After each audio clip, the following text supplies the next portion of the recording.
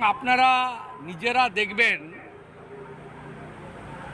যে পুলিশ তো এখন সংখ্যা এমনি কমে গেছে, কারণ রিক্রুটমেন্ট হয় না, আর ভবিষ্যতেও রিক্রুটমেন্ট হবে না। ওবিসি নিয়ে যে জটিলতা তৈরি হয়েছে, দেখলে ভিডিওটা? হ্যাঁ, এটা সত্যি, পুলিশ পরীক্ষা হবে না। কেন হবে না?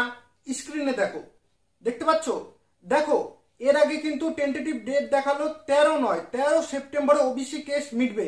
এখন কি দেখাচ্ছে? 18-10 অক্টোবরের 18 তারিখে চলে গেল। সকালেই আমরা খবর পেলাম যে আমাদের পরীক্ষা কেপি কনস্টেবল ডিসেম্বরে, ডাব্লিউবিএসআই ডিসেম্বরে, পুলিশ পরীক্ষা সম্ভবত ডিসেম্বরে জানুয়ারিতে হতো।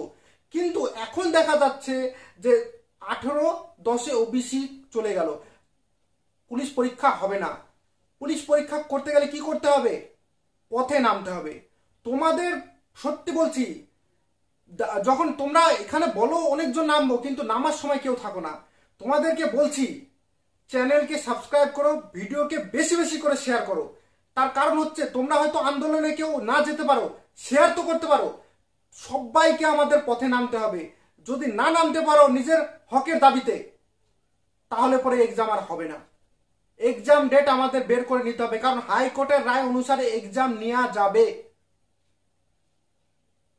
যদি কথায় একমত হয় তাহলে শেয়ার করো এখনই।